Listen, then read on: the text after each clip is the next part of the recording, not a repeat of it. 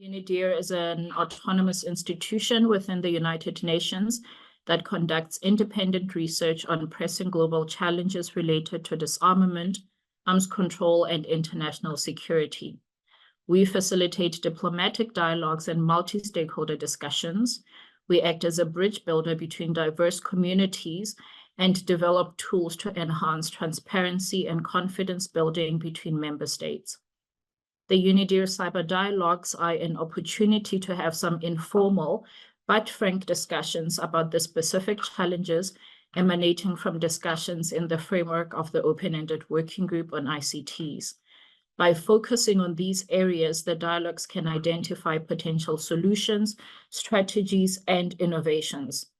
This is a platform for UN member states and members of the multi-stakeholder community interested in following the Open-Ended Working Group to gain fresh perspectives from the multi-stakeholder community as they share their insights into the commitments made in the reports.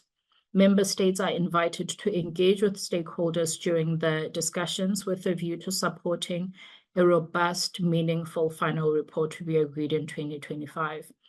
Today, I'm joined by 5 distinguished panelists. Ms. Elizabeth Kolade, who I will introduce more clearly as I pitch the questions, Ms. Camelia Amduni, Dr. Samuele Dominioni, Ms. Timia Suto, and Ambassador Richard Kadilchak. So to start off with, I've got some questions which I'll be posing to the panelists, and they will have 10 minutes to respond. For participants, if you check in the chat, you've already been informed that you can share your questions through the Q&A throughout the session, and we will take questions at the end of the session. So to start off with, we are joined by Ms. Elizabeth Kolade, who has a very interesting background, and today I have also invited her to share some of the insights that came out of her recent publication, Leapfrogging or Lagging, which highlights critical information infrastructure protection challenges. And I would like to invite you now, Elizabeth, to please share, based on your experience, can you tell us a bit more about your observations on the ICT threats to critical infrastructure and how they have evolved and are evolving over time? Thank you, Molehi. Hello, everyone. Good morning, good afternoon, wherever you're joining it from. I'm very delighted to be here today. I'll just go straight into answering the question, and I'm just going to start by saying that, as we are all aware, more critical infrastructure are hinged on one form of technology or the other. It doesn't matter how basic or complex it is. And what this means is that, as we all know, threats can either be ICT dependent or ICT enabled. Now, if we look at the history of cyber incidents that have been targeted as critical information infrastructure, common threats that come to mind are malware, ransomware, social engineering attacks, denial of service attacks, data espionage, data breaches, and all of that. I'd like to say that right now in addressing threats, it is important that we contextualize them for a number of reasons, which I would try to highlight as I speak on this. Speaking about contextualization, I know that when we speak about threats to critical information infrastructure, it is common to think about threats just in the context of technological infrastructure. But incidents in the past decades has taught us to look beyond that. And to look at the people elements, process, and also technology when we consider threats. And I'll give a few examples to help to put this into perspective. And I would also try to address the second part of the question that talks about how they have evolved, just to help me to manage time. So insider threats used to be a thing of concern to organization. Now, when we are speaking about insider threats, there's a whole new approach to it. Insider threats used to be a question of disgruntled employees within organizations. But in 2022, we saw something different.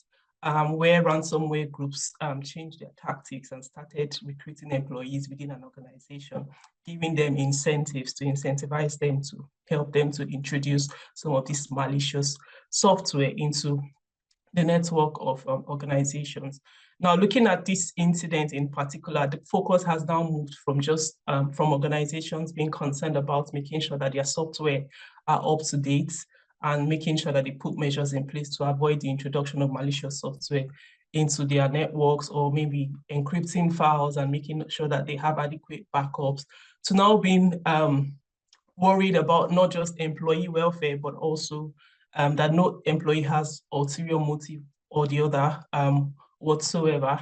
What this means now is every user account, even the from the top to the bottom, including customers and third-party vendors, is a potential threat vector that organizations need to consider. Moving to the process elements, I'll now move beyond just organizations to consider threats and how it affects nation states. Threats to election security and democracy. Now, this has evolved from just tampering with ballot data to psychological operations using evolving technologies such as deepfake technology to sway electorates, propagate disinformation, misinformation, and fake news to the public. We also see a very strong people element in this. Moving to the technological aspect, the complexity of threats has grown beyond what we would have imagined in the past 10 years.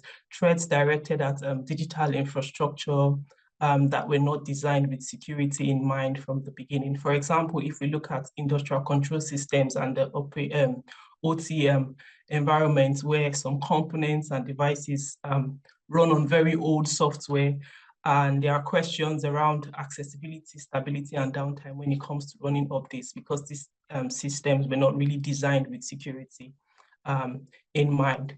Now, looking at the people, process, and technology element that I've talked about, we see how traditional threats as we used to know it, and we see how more complex they have become. We see how interdependent they have become one way or the other.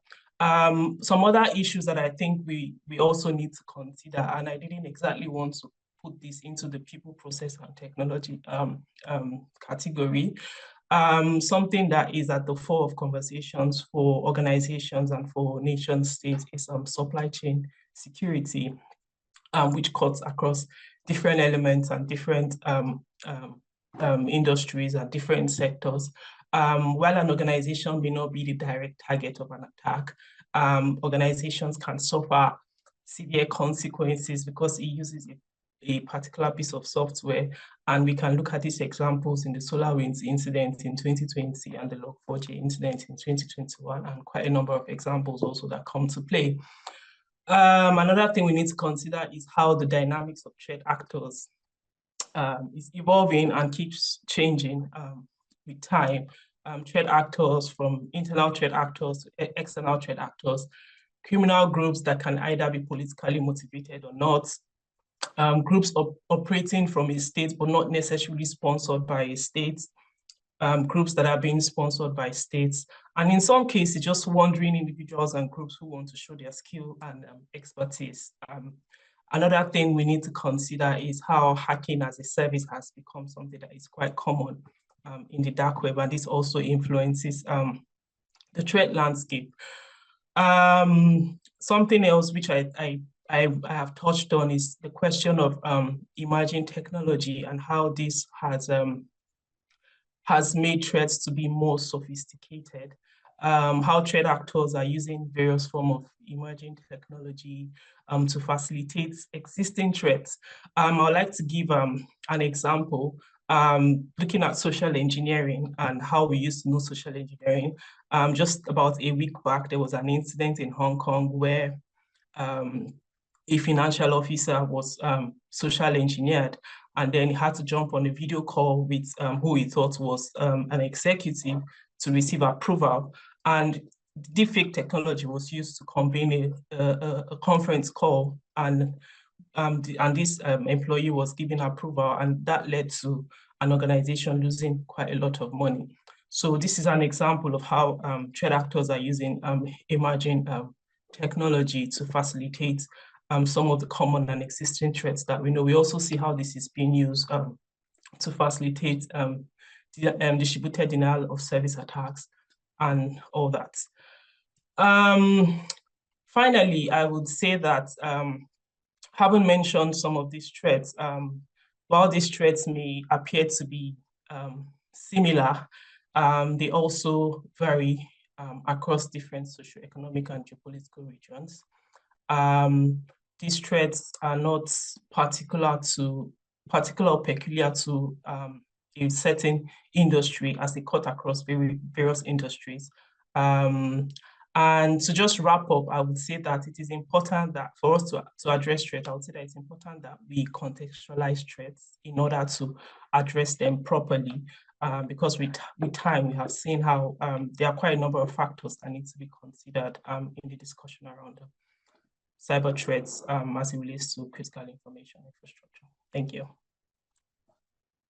Thank you very much, Elizabeth. And I'll have some follow-up questions there, because in addition to the people, processes, and technology, the supply chain issue, which you said is cross-cutting, there are probably a lot of questions that can also come out of that, and I'll follow up with you.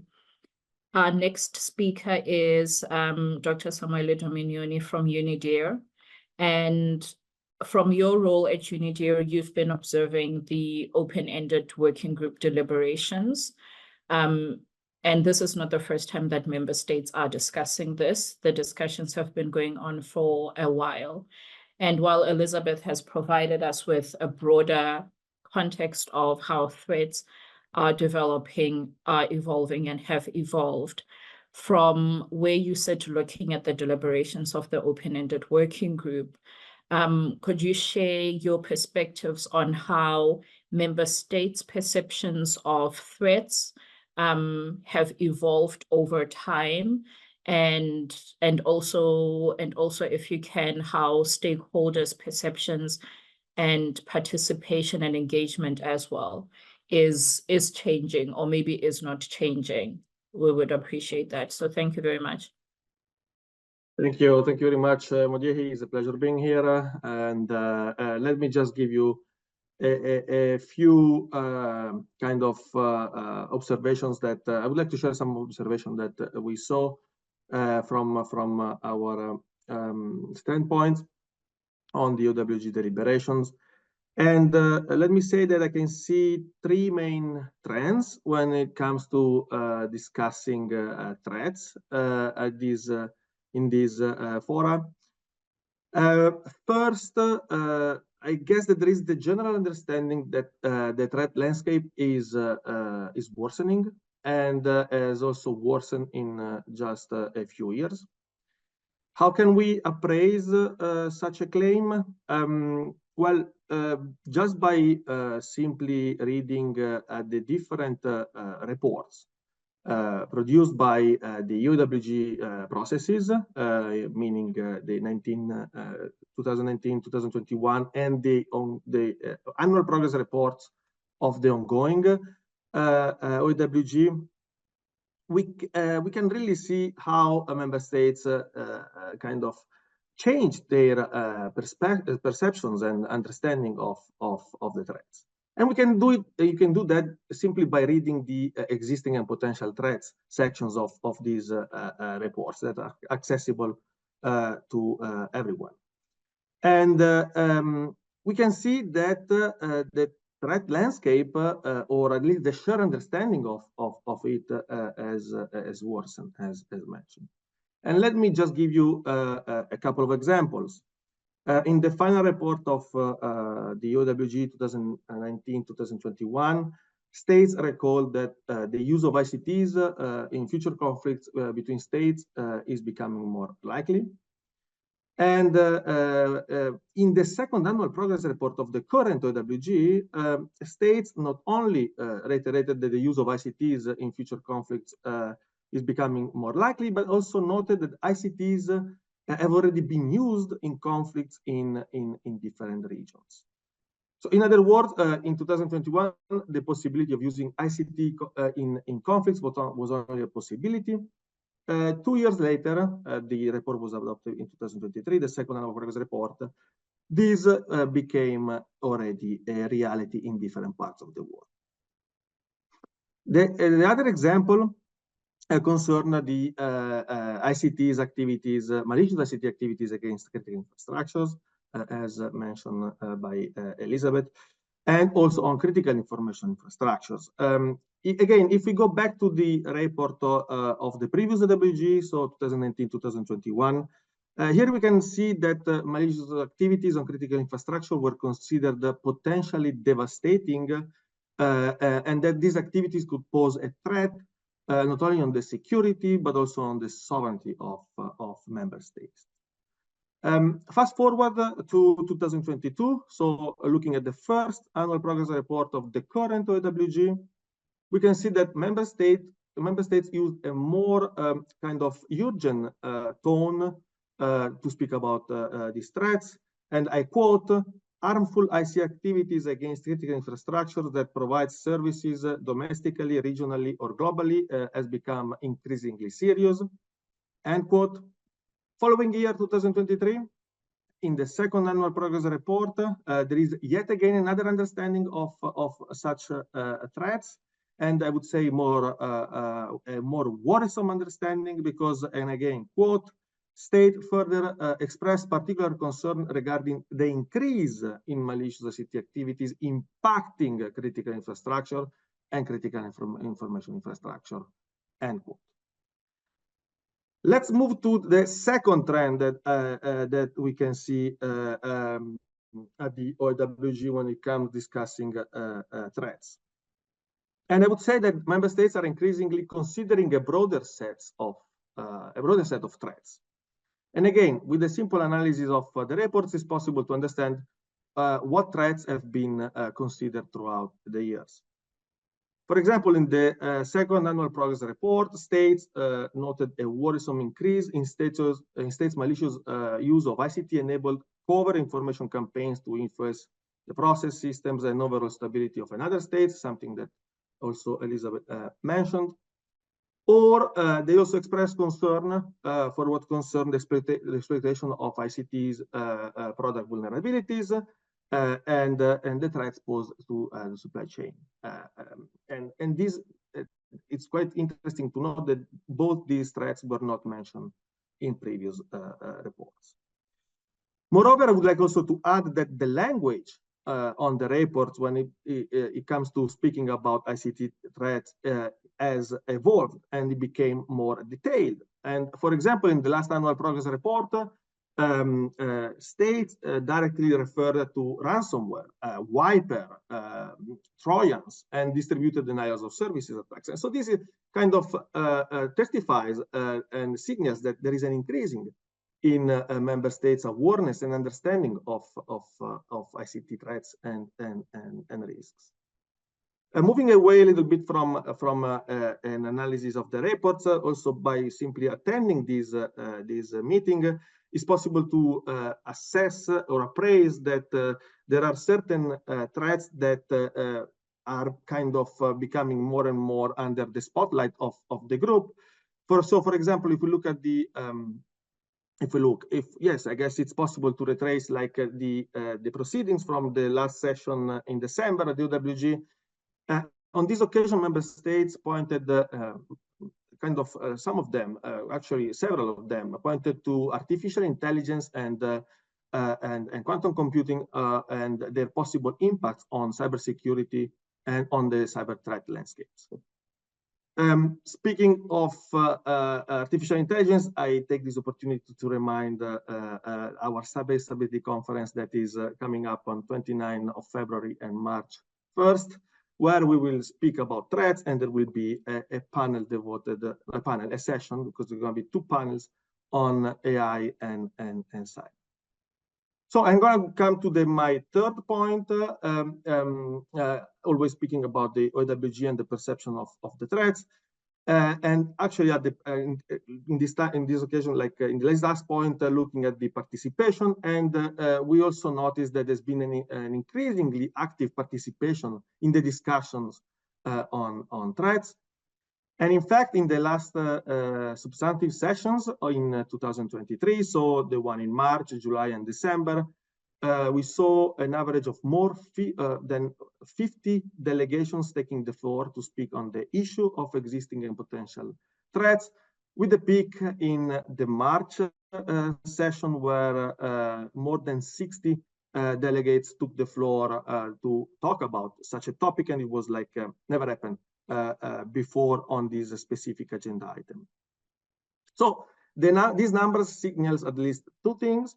On the positive side is that there is a growing and critical mass that is engaging at the multilateral level to discuss and deliberate on threats coming from this domain.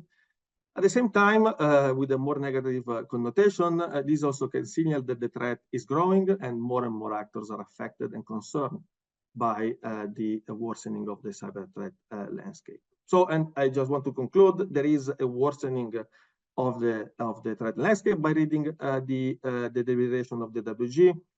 And these trends also look more even alarming if we consider that member states in the last annual progress report expressed concern that there is a lack of adequate capacities to detect, defend, and or respond against such malicious security activities.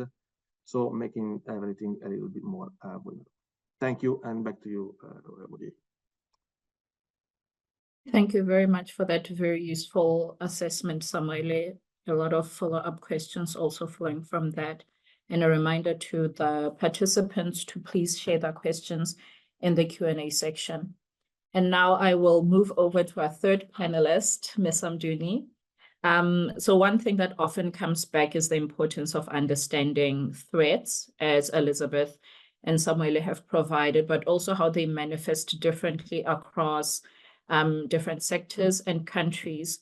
Now, CPI, or Cyber Peace Institute, has done some interesting work in this area. So could you please share some of the observed impact from the work that you do on ICT threats, specifically on some sectors? In the past, open-ended working group reports have highlighted healthcare, aviation, and energy sectors, but also maritime sector has also been coming up a lot as a vulnerable sector. So can you share what you've learned on the impact on these sectors, but also if there are any other observed behaviors or actions that member states are taking to address these threats? Thank you. Thank you very much, Munyehi, and thank you very much for having me. I will certainly echo what Samuele and Elizabeth had actually emphasized on the threat landscape worsening. So yes, there's a rather generally rather generally agreed that we're observing a significant rise in malicious ICT activities that are targeted at sectors that are essential for the functioning of a country and providing essential services to its population. Now, what we must as well highlight is that the characteristic of this rise is that there is an increase in the type of cyber incidents, for which I think Elizabeth have already actually highlighted a few, but there's also actually an increase in the impact and the consequences of these cyber incidents. And so at the Cyber Peace Institute, we've been focusing the last couple of years in mapping these impacts, looking at critical sectors such as healthcare, where we've seen obviously the skyrocketing number of ransomware attacks in recent years. The COVID-19 pandemic has clearly intensified the number of cyber incidents against these organizations and the spread of misinformation and disinformation. We clearly obviously know that cyber attacks are a major threat to general delivery of healthcare and a major threat during health services. Just as to give some and share some numbers, in the period June 2020 to September 22, we've been monitoring cyber attacks against the healthcare sectors. We've monitored about 500 attacks across 48 countries. This is probably an average of four incidents a week. This is just the tip of the iceberg, as not all attacks are publicly reported, and there's also actually potentially a number of coverted attacks, with the majority are ransomware. But if we focus now on just the digital impact, we can have the number of an average of 19 days of operational disruption per incident for an organization. But if we focus now on the human impact, this is an average of 17% of medical appointment being cancelled. This is 13% of patient being redirected, and in 70% of these attacks, they have resulted in data exposed and leaked. So these are examples of statistics for the healthcare sector. Now, there's also obviously a current geopolitical context with the war in Ukraine that has changed dramatically the international security environment. We've also been documenting cyber attacks and operations against civilians and critical infrastructure linked to the war in Ukraine since January 22. We've recorded over 3,200 attacks with an average of nearly 30 attacks per week. That against critical sectors, the energy sector, financial, transportation, public administration, ICT, with most impacted being public administration, financial sector, and the transportation, just followed by media, ICT, and manufacturing and energy. These attacks occurred in about 58 countries, so this is well beyond just the two belligerent to the conflict. In terms of impact, clearly cyber attacks are used as means of sort of destruction, digital disruption, data exfiltration, as well as for disinformation, misinformation campaigns. Now, let's look at the digital impact and also the indirect impact of the majority of the cyber attacks that we've monitored through, obviously linked to the conflict, have been essentially disruptive attacks, essentially using the DDoS, the distributed denial of services, which clearly intend to temporarily interrupt the services and operations of the targeted system organizations. So it's what we can see is that it's I would say use the word just, but not really, as it's the accessibility of online resources. These online resources can be crucial, particularly for population in times of conflict. So there is a notion of indirect impact, which can be framed into the sort of increased feelings of anxiety or loss of confidence in government and public institutions. These type of attacks, although they are just disruptive, can be used as well to advance certain narratives. We've also actually seen beyond these attacks that were linked to the conflict, we've seen actually those disruptive digital campaigns that have had actually a major, I think, a broader impact, particularly in an attack that occurred in 2015 on the energy sector. This was targeted at the energy distribution companies in Ukraine. It was also actually a DDoS attack, but it has resulted into a power outage for approximately 6 hours and affected hundreds of thousands of consumers and population. In 2022, we also actually have observed an attack against national railways and airports of Czechia.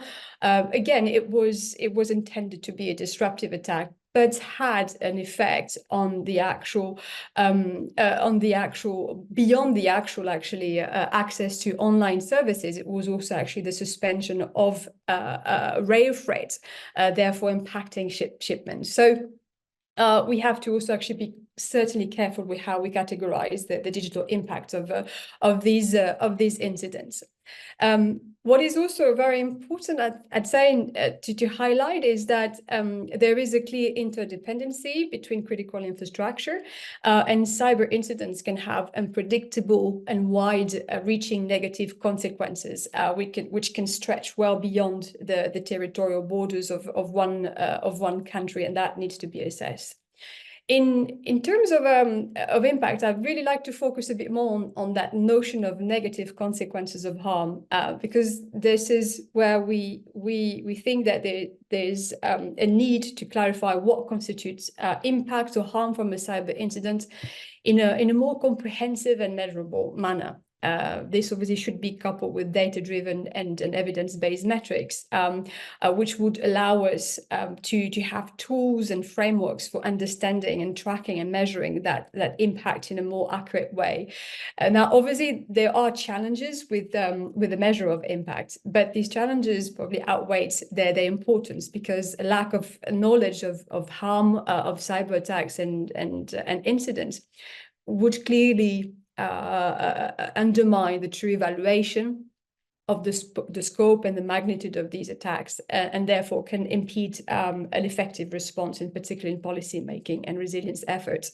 So clearly there are some obstacles in attempting to measure this impact, because we know that the impact of cyber attacks can widely vary depending on the purpose of the operation, the tools and the techniques, but also the targets, which can be a sector, an organization, a nation, or individuals. And they all have very different vulnerabilities and tolerable thresholds for disruptions. It is also, we also know that there's the economic harm or the digital impact is more widely understood, and it's more easily described by quantitative data, which is not the case for indirect harms, which clearly is an effort that the Cyber Peace Institute is currently undergoing in developing a standardized methodology to measure the human and social impacts of and harm of cyber attacks and incidents. If we look at the response of states in relation to the impact of these attacks against critical infrastructure sectors, well, there's been, I think, something that Samuele has already highlighted, is that with the heightened risk on critical infrastructure sectors, critical information infrastructure, the notion of responsibility, due diligence, and sovereignty have really become pressing questions and at the center of discussions, and particularly in the context of the OEWG. Now, if we look at the pragmatically at the response of states, I think there's probably it's a threefold potential answer. There's a technical response, which is clearly states issuing recommendations on the protection of critical infrastructure sectors, knowing that in most developed economies, critical infrastructures are owned by private entities, and there is essentially a public and private partnership on issues of security and resilience. So states have been issuing recommendations for patching the systems especially when there are known vulnerabilities, adding level of security with multi-factor authentication, and of course emphasizing the need for more awareness and training. So we've seen that there's been collaborative efforts for cyber defense. I think the Five Eyes had issued like a joint cybersecurity advisory. We've also seen that defending critical infrastructure has become a #1 pillar of national cybersecurity strategies, particularly in members of a NATO organization. Other examples that we're seeing clearly is in the EU policies of the EU policies. The cybersecurity strategy of 2022 is currently being I think emphasized with another Solidarity Act to strengthen the detection, the preparation, and the response to cybersecurity threats and incidents. So that's probably at the technical level. Now, I think, and the national policy level. If we look on the normative side of things, I think it's also probably interesting to highlight that in the context of the OEWG, and we've seen states since 2018 making national statements on the applicability of international law in cyberspace. We've also actually seen states making statements on I'd say the understanding of the norms. And I think we've seen an increased granularity, particularly in the case of critical infrastructure, particularly looking at how states are increasingly recognizing in the cyber context that cyber operation might deprive another state of a control over its critical infrastructure. So we've seen that language focus on critical infrastructure on these statements.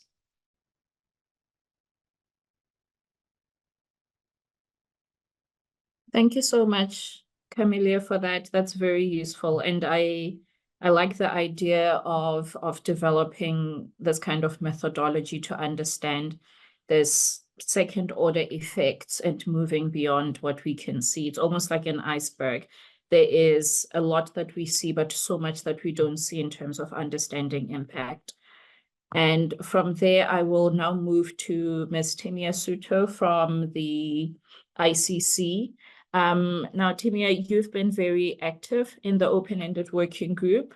And I was going through some of the ICC statements, and in some of them, you've highlighted the need for the process to also take into account both the financial, like Elizabeth had mentioned, the financial cost of impact of incidents, but also the non-monetary costs, which is some of what Camilla has highlighted, that these incidents pose to both businesses, economies, and societies that they serve.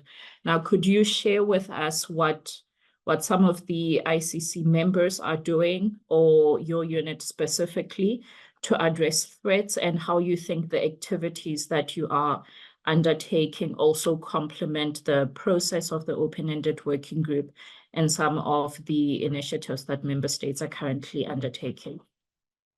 Thanks so much, Molly. Hey, thanks for having me here, and really great to join all of you. Good afternoon from Milan. So to answer your question, we all know that digitalization now is becoming a key part of every country's sustainable economic and social development. And we also know that now, with the accelerating rate of digital transformation, protecting this cyberspace is becoming a lot harder to achieve, as more and more of our lives really become digital and so interconnected. And cyber threats in response to this growth can also take many forms. They affect continue to affect business activity, and they continue to grow, as Samuel also said, in scale, frequency, and complexity. And he also pointed out how the open-ended working group has already taken note of all these threats, and most recently also emphasized how the rising threat of ransomware is really a concern for member states in the open-ended working group. So I won't go much into that. What I would like to highlight, though, is that there is one growing complexity that threat actors keep leveraging, that they can conduct their activities and operations with almost complete deniability in cyberspace, which I don't think we have mentioned it today, but I think it's important to highlight. You've alluded to the costs and how much we talked about the various types of costs of these cyber attacks. And I need to emphasize how these, of course, these cyber attacks destroy economic opportunity, but can also stifle economic growth and are responsible for substantial job losses across all economies. And this is especially visible for small and medium-sized enterprises. There's a study that says that it's about 60% of small companies who suffer cyber attack end up going out of business, which is a huge proportion.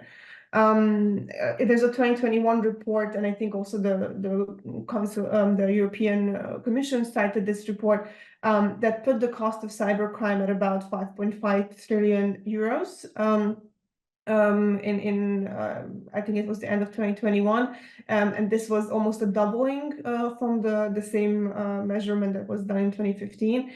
But experts say that as the types and diversities of cyber attack increases, we are increasingly recognizing the non-monetary impact of cyber attacks and indirect economic costs. So this 5.5 trillion euros that we estimate can end up being 11 trillion by 2030 if the trend continues as it is. So it's really a huge amount of money that we're talking about.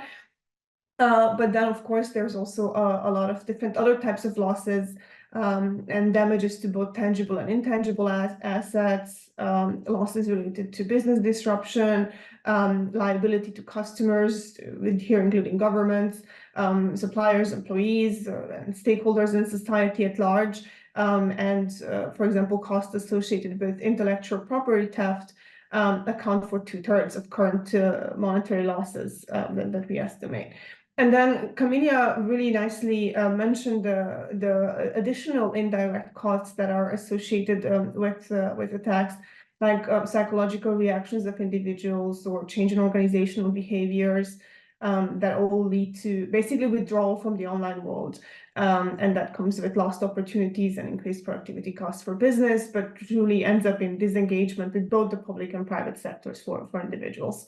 So you're asking, what is it that the private sector can do in face of all of this? What we do in the face of all of this is business. And I'd like to answer that in two parts.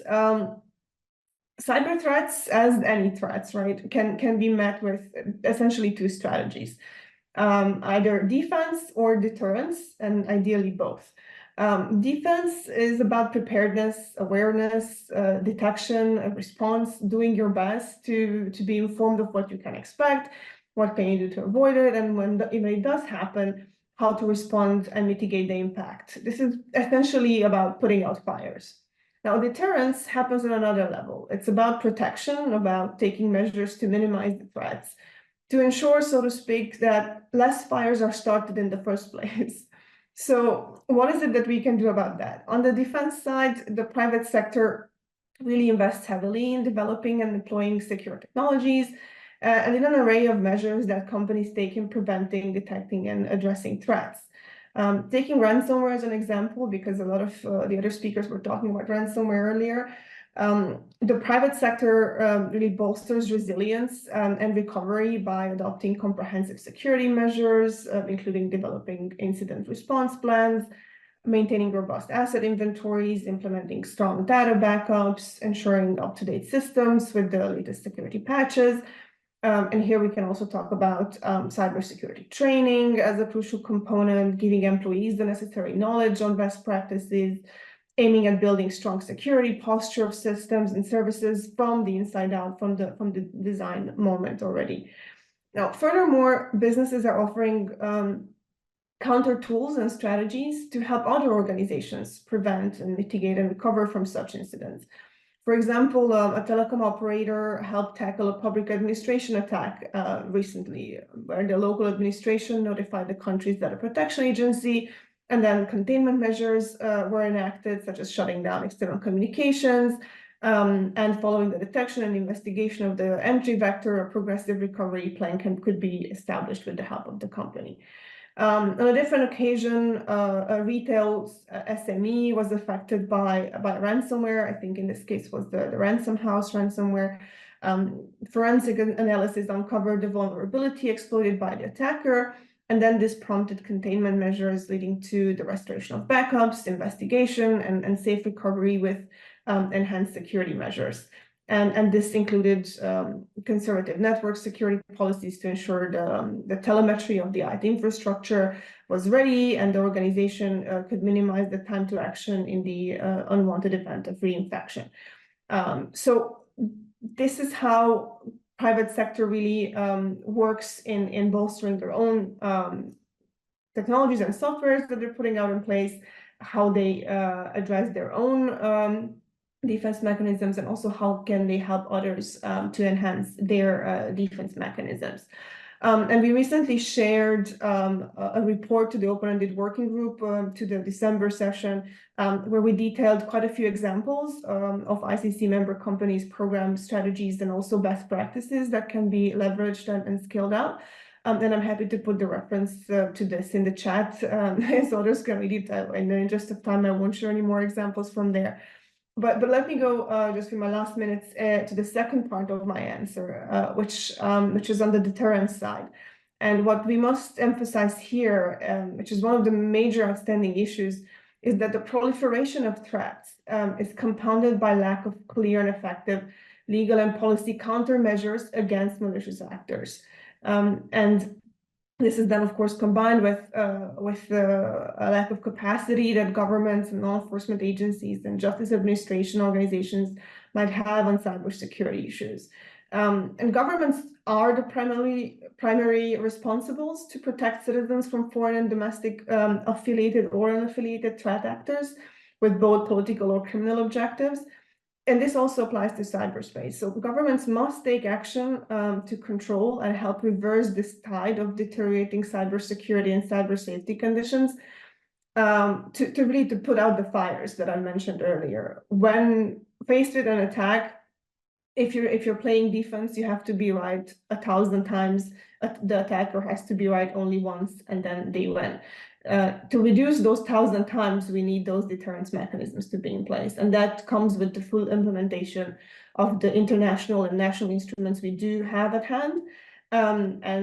Such evolving threats really can only be effectively addressed by effective and flexible policy solutions rather than prescriptive compliance-focused regulatory requirements. So as you already know, the private sector has the wide range of on-the-ground experience and information that can share with government experts when enacting policies. But what is necessary there then is that the policy conversations include multi-stakeholder actors, the private sector, and we work together to try and find effective ways to implement the norms and the international agreements that we do have at hand. So let me leave it at that. Thank you so much for that, Timea. And thank you for also sharing those examples of how the different companies are also helping each other, from SMME to the bigger companies. And now I will then go over to Ambassador Kadilchak, who has the task of considering everything that you have all said so far and providing us with the member state perspective on what has been brought so far. So, Ambassador, as the Special Envoy for Cyberspace, given what we've just heard, one aspect that is also being discussed in the open-ended working group is the importance of the expertise and the inputs by the multi-stakeholder community. And from what we've heard, there is no shortage of insights as well as experience and solid policy suggestions that member states can take into consideration. And Czechia has been very active in the open-ended working group. So I'll now give you an opportunity to please let us know on how Czechia has approached some of the multi-stakeholder inputs that have been made so far, but also how you are constantly engaging with the community to get insights similar to what we've had today, but also what are some of the state private sector initiatives that are currently taking place to address the threats in cyberspace. I'll hand over to you. Thank you very much. I hope we hear each other. Have some problems connection. If I think it's for invitation, and thank you for the previous speakers of the I think it's probably, yes, without video. Let's see how that goes.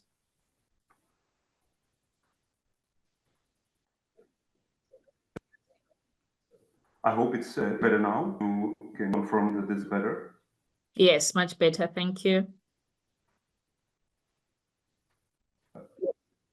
Okay, thank you. Thank you very much. Thank you for invitation, and thanks for other speakers for interesting contributions. I would like to focus firstly on this approach in general. As for the elaborated the current situation, let me be more focused on the last year. If I see to the last year, there are two trends which are very essential for the development. The first one is the increase in ransomware attacks. There is maybe not increase in numbers of attacks, but especially increase of ransom collected from ransomware attacks. From estimates talk about an increase from $500 million to more than $1 billion. So it's really great increase. And what is already mentioned, but what is really important is the dangers of the attack, because it's more in fact critical infrastructure, and it has clear impact on the functioning of states. That's the reason why there are a couple of initiatives of states how to respond. The US initiated the anti-ransomware initiative last year. It is only 2 weeks ago when United Kingdom initiated so-called Pall Mall process.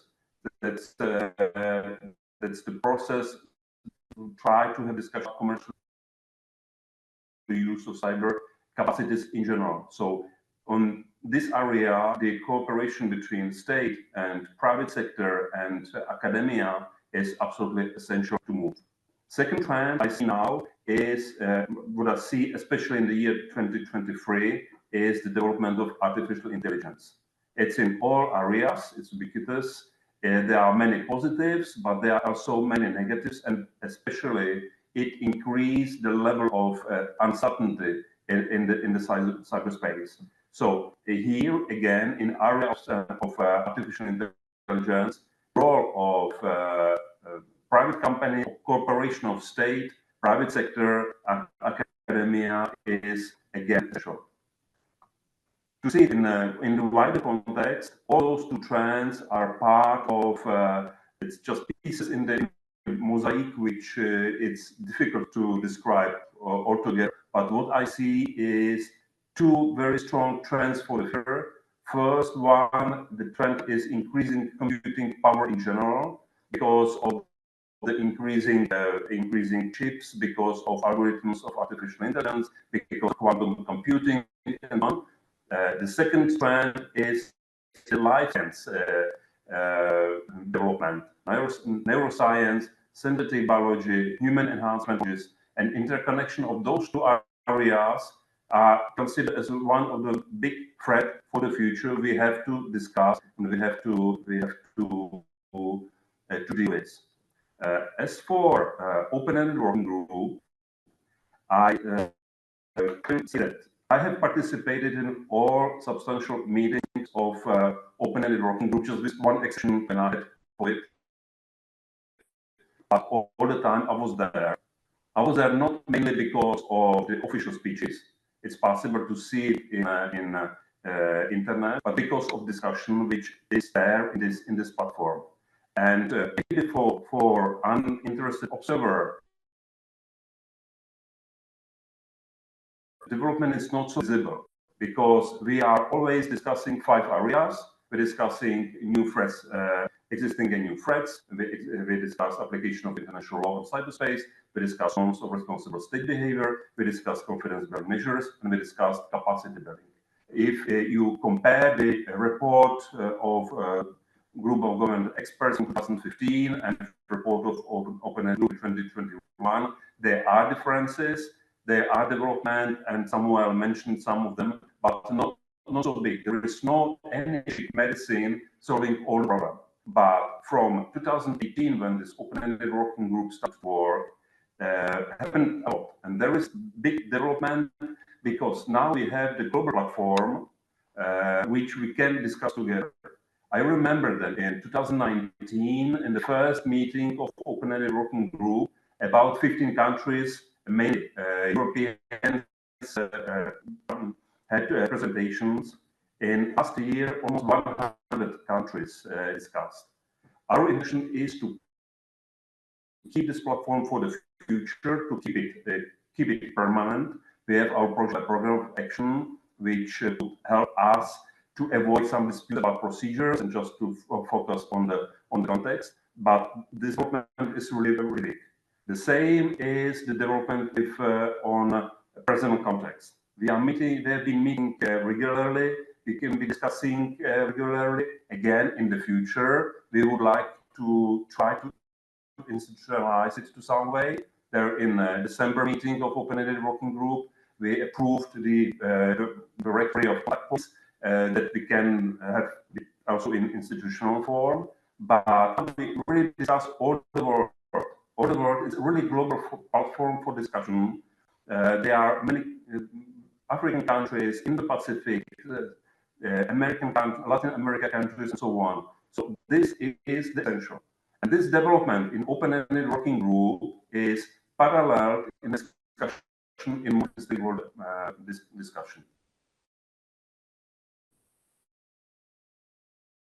Generally, always strongly support approach, including private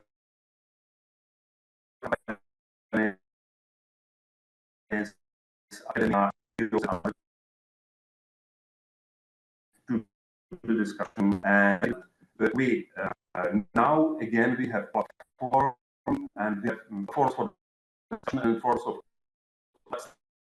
For me, is the main point. Ambassador, the line is getting really bad. I'm going to continue with the other panelists, and then maybe we can check in again to see if it's going to improve.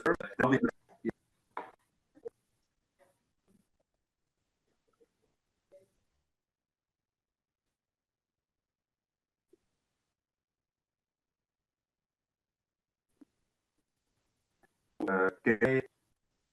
Switch and check. Okay. Let's see if the line improves in the next couple of minutes, and then we'll come back to you, because we want to hear what you had to say about the additional developments that you see.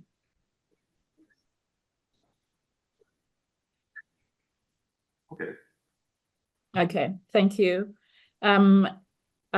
Apologies for that, ladies and gentlemen. We will try to get that line working again so that we can hear everything that Ambassador Kaldelchak had to say on that. So now, in the absence of any questions in the chat, I will now take the opportunity to turn back to our speakers on some of the things that they raised. And I want to start with you, Elizabeth, because you were our first speaker. And based on the discussions that we've had, it seems that member states have quite a big task. Like Timia said, it's defense and deterrence, and there are also issues related to capacity building. But like you'd said, these threats also manifest differently in different regions. Ambassador Kaldelchak referred to a lot of initiatives. Camilla also referred to some initiatives by member states like the Five Eyes, and we also heard about the updates to other regional instruments. I want to hear from you as a practitioner and expert from one of the more underrepresented but also developing regions, which is the African region, and to share some of your observations on how states on that continent are addressing some of these threats, or even how you've seen the threats manifest, and what are some of the actions that are being taken there, and your recommendations. Thank you for that question, Malehi. So I don't have a direct answer for all developing countries, but I'll try my best, like you said, to speak from what I observe that happens in Africa.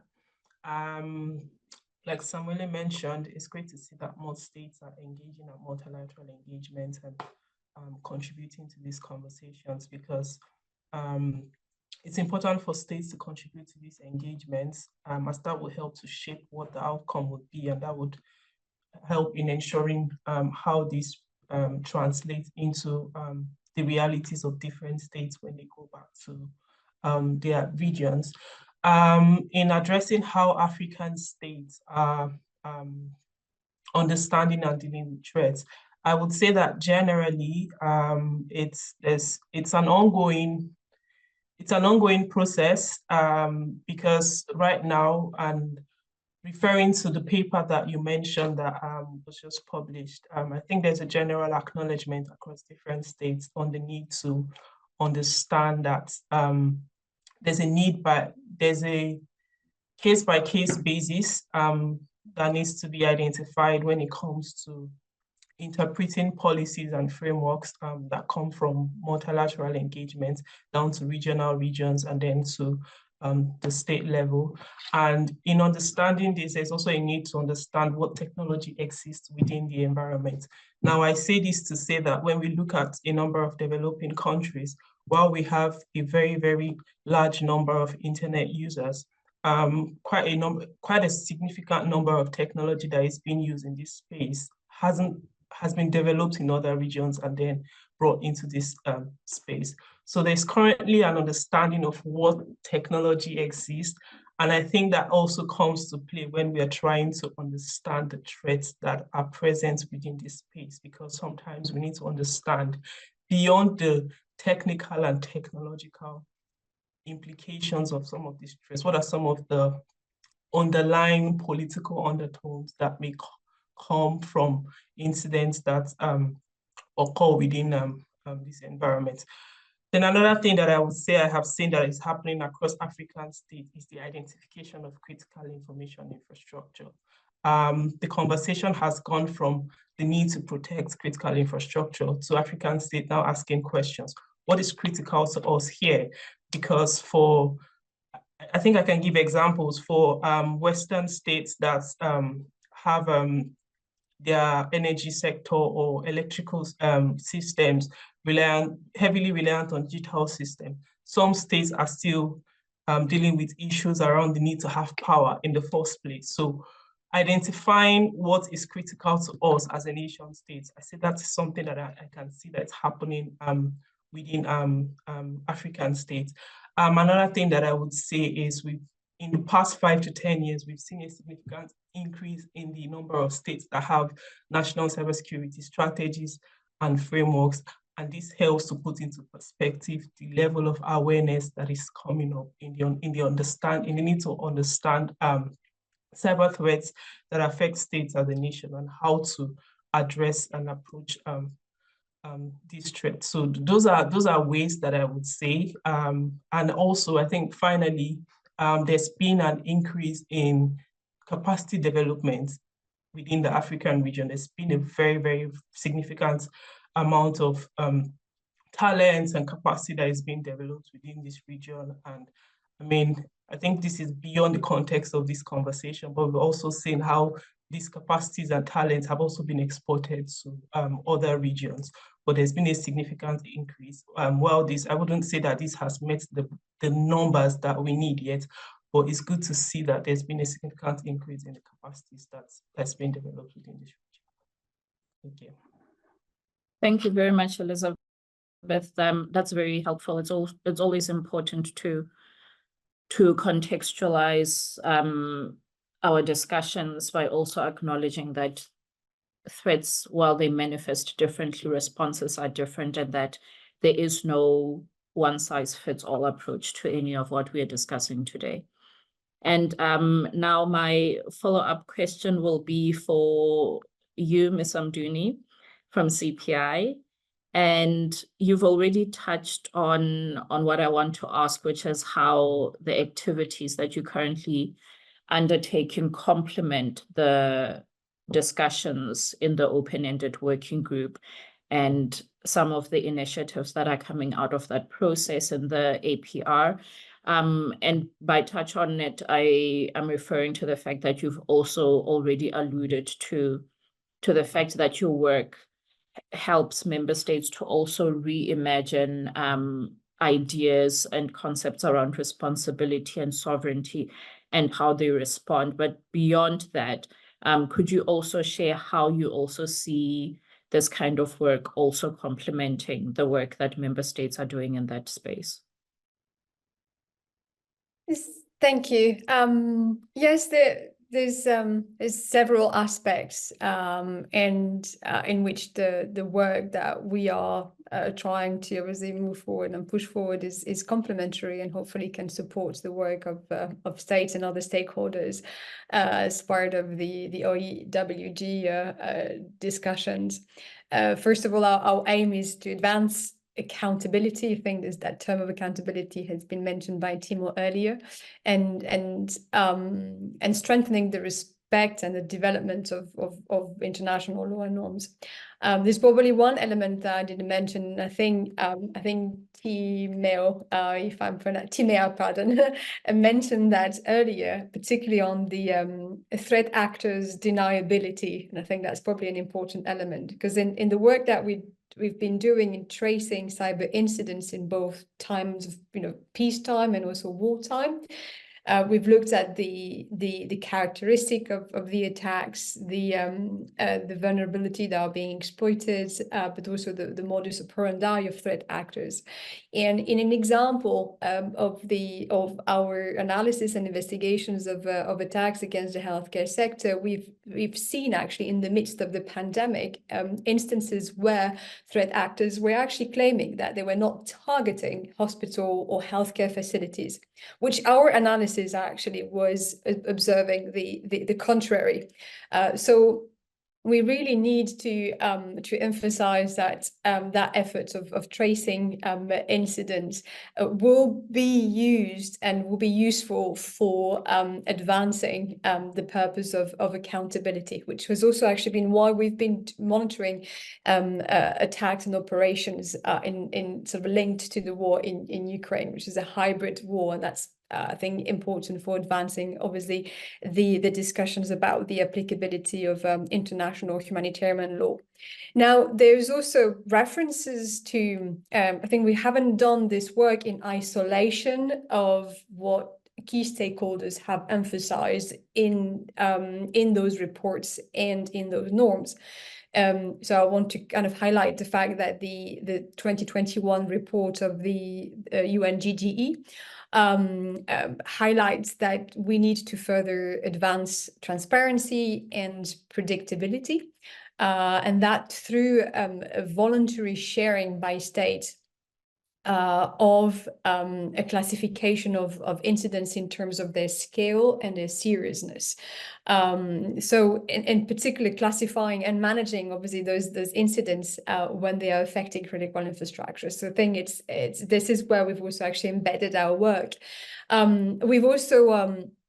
We've also seen that this has been also emphasized in the context of the OEWG, which is more focused on the operationalization and implementation of the cyber norms, which also emphasize that a need to understand in particular states to actually consider all relevant information. So the context of the ICT event, the challenges of attribution, and the nature and the extent of the consequences. So the measuring and understanding the harm and impact is really part of the frameworks and the mechanisms that are recommended as part of the different OEWG and GG reports. Now, I would just want also actually to emphasize that UNIDIR has also actually provided some good analysis on that, particularly on the foundations of cyber capabilities, and also emphasize that need to better understand the scale and the impact of incidents. I think I want to kind of maybe also stress, if you're not too short of time, is that why it's also important in terms of accountability, because that's where we also actually want to develop some work. I think we need to have a way to monitor stability in cyberspace, or we need to kind of have a way to measure that state of cyber peace to support accountability efforts. And that's why we need to have a publicly accessible baseline of data to understand and share knowledge about cyber attacks, including threat analysis. We also need that element of societal harm and impact, but we also actually need to kind of have view where the laws and norms are applicable and what are the paths for accountabilities. And that's another big piece of work that we hope to develop this year, launching soon a cyber peace watch will highlight those elements. So I hope that complements some of the inputs I've already provided, Olivier. Thank you so much for that, Camelia. And we've got around 15 minutes left, and I see that Ambassador Kadalchak is back. Could you try to reconnect again, and let's hear if our line is better? Yes, I hope it's better now. At least it seems to me that it's better, at least in my side. So if I can go on, I apologize for some technical problems. I almost finished my presentation. Maybe I would like to focus on this multi-stakeholder approach, which is really important for the Czech Republic. From the beginning, in our speeches in 2019, we really mentioned it, and we cooperated closely with other organizations. At the first phase, we spent a lot of time to explaining each other that it's important. And maybe we spent too much time to explain each other how it's important, because it's absolutely clear. What we need to do is to find concrete projects, concrete topic, and try to elaborate it all together. That was intention of the Czech Republic. And our first project, we worked together with Exact Cyber Peace Institute, which I would like to thank once more today, and with Microsoft, was the project of health sector. How we can improve the protection of the health sector. We had a couple of seminars from different perspectives, from perspective of staff of the hospitals, perspective of IT workers in hospitals, perspective of international lawyers, perspective of diplomats, and so on. And we prepared compendium as a contribution for the discussion.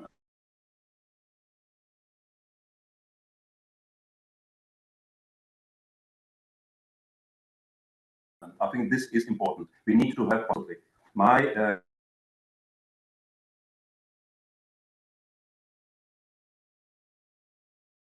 feeling is that now the area of new technologies, which is, as I mentioned in the beginning, the main our concern. So that's my last point. I hope you still hear me, because I lost video connection now. Thank you so much for reconnecting again. And it's a real pity that our line isn't so great today, because I'm sure there's a lot more that we could learn from you. But we'll find a way to share some of your interventions, even if they're written, and we can append them to the short write-up that we'll have of this dialogue. And now I will move over to Dr. Samuele from UNIDIR with a follow-up question on what do you think the international community can offer to help member states increase awareness and capacities to respond to the threats, the broad threats that we've had, but also specifically the threats that member states are particularly concerned with? Yeah, thanks, Modi. So, of course, a lot has been already said for what concerns what the international community can do, also from a non-state perspective. If I may, I would like to add a couple of points. First, from a political level, I think it's very important, as already been mentioned, that member states keep engaging in multilateral processes. As I guess Elizabeth mentioned, this is very important to have them discuss the evolution of the threat landscapes and engage in focused discussion on the topic, including sharing their different understanding of threats, and also their different sort of exposure to them, as was already mentioned, like the contextualization of threats. It's very is very important, and I'm going to return on this point later. And it's not only the OEWG in the context of First Committee. There is also the Security Council that is engaging more and more on cyber discussions, mostly through area formulas. But we did have several meetings, including on cyber attacks against the critical infrastructure. And so there are these possibilities at the multilateral and political level. If we move a little bit like more at the operational level, as Ambassador Kadlak mentioned, the OEWG recently approved the Intergovernmental Point of Contact Directory. This is a key mechanism that member states will be able to use in case of particularly significant ICT incidents. Is not the only one. There are already regional organizations that have such a kind of network or directory of point of contact. So it's also important to stress this mechanism, that it's very operational and can really help to prevent or to coordinate responses, or even to increase communication in case of particularly serious ICT incidents. And then the last sort of level, more at the knowledge slash capacity building level, I would like to briefly mention a couple of tools that we developed at UNIDIR. One was already mentioned by Camilla, that can help to increase the awareness and the capacities of member states to respond to the cyber threats. And the first one is the UNIDIR taxonomy of all malicious ICT incidents.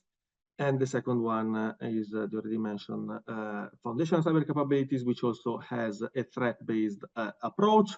I'm gonna share here in the chat the links to the publications. A couple of words on each of them to better understand what they are. The taxonomy, it's really a tool that member states can use to talk about ICT concepts when it comes to, in particular, to ICT incidents.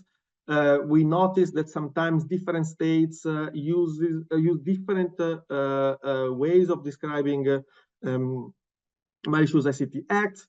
And so it may be difficult to understand what are they talking about sometimes. And at the same time, within each state, you may have different stakeholders with different degrees and granularity when it comes to knowledge on ICT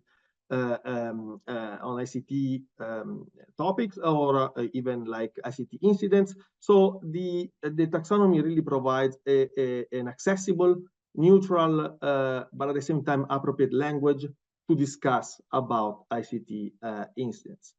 And of course, you have other and more kind of more granular and more ICT specific way of classifying ICT incidents. There are different taxonomies, but this is really like something that you can use to help then and at the same time relate to these more kind of expert user sort of categorizations, to help really to spread to ease the communication. The second is the threat-based approach. This is more a capacity building tool that would allow like governments to better assess their own sort of threat landscape. And here comes again the importance of contextualization, as has been already mentioned, and has like a three steps approach. The first one is really to conduct a threat assessment of their own territory in terms of cyber threats, and there are several tools that they can resort to, including the previously mentioned taxonomy. And once it's clear what's the threat landscape, whether they're suffering from more from ransomware or DDoS attack, or also which sectors are more kind of targeted by different malicious ICT incidents, then it's important that they look at the framework of responsible state behaviors, which include also the 11 norms, international law, and CBMs, and so see and assess which of these different elements of the framework would be more suitable to respond to their own sort of threat landscape. And the last step, that's where the foundational cyber capabilities comes in. And so once this is clear, when it comes to prioritizing what kind of interventions member states should do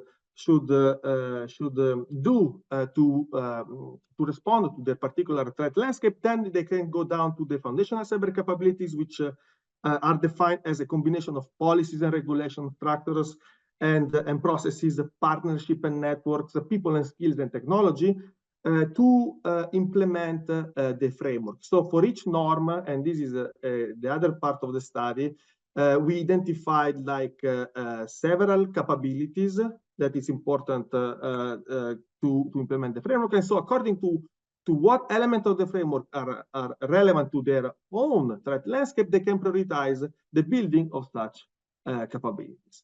And I close here, and I'm happy to take any questions on that. Thank you. Thank you so much for that, Samuele. And we are running out of time, but it's been a very interesting discussion, and it's impossible to summarize everything that we've discussed today in the few minutes that are left.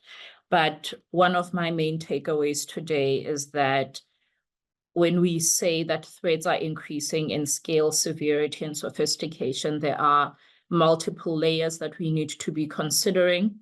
And a lot of our speakers have spoken to this, and Elizabeth spoke about the people, process, and technologies, but also that cross-cutting pillar of supply chain, which is so important for us to think about when we consider threats. But Camilla also spoke about the indirect harms that we sometimes don't think about when we look at the malicious incidents against critical infrastructure. And the work that has been done in the health sector is particularly interesting, as Camilla highlighted. It's more than just denying access to the health facilities, but also the impact on the patients, but also the consequences of leaked data that is also linked to that kind of malicious activity. And Timia was very articulate in helping us understand some of the impacts that we're also looking at from the business and societal perspective. And I think one of the more concerning ones for me is that there could be the unfortunate consequence of people withdrawing from the connected world and using cyberspace for positive economic and social change in our world, but also the change in the psychological patterns of people and companies. And she was very useful in also highlighting that there's this defense deterrence sides that we have to consider. And Samuele has neatly wrapped it up in that interventions, again, are not a one size, and that a lot of what has been discussed today, including regional contexts, but also levels of development and access to technology, have a big part in playing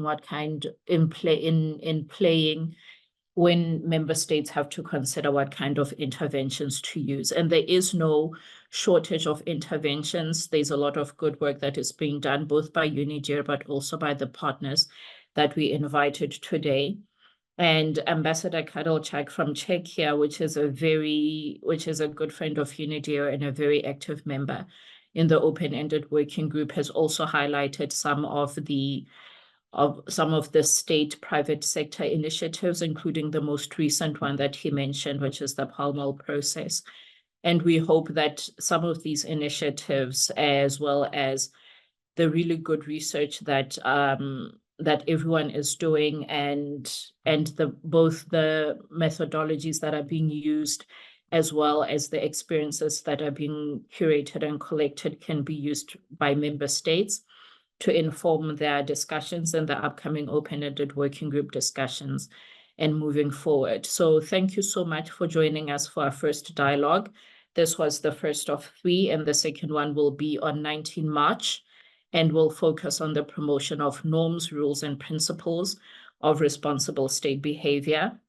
And I trust that this dialogue has provided enough food for thought, and you can further engage on the theme of threats at the Cyber Stability Conference, which will be in New York and online from 29 February to 1 March. Registrations are still open, so please do that. And if you can be in person in New York, please also join us there. And I'd like to say thank you to all our speakers today and to our participants. Thank you, goodbye, and see you soon.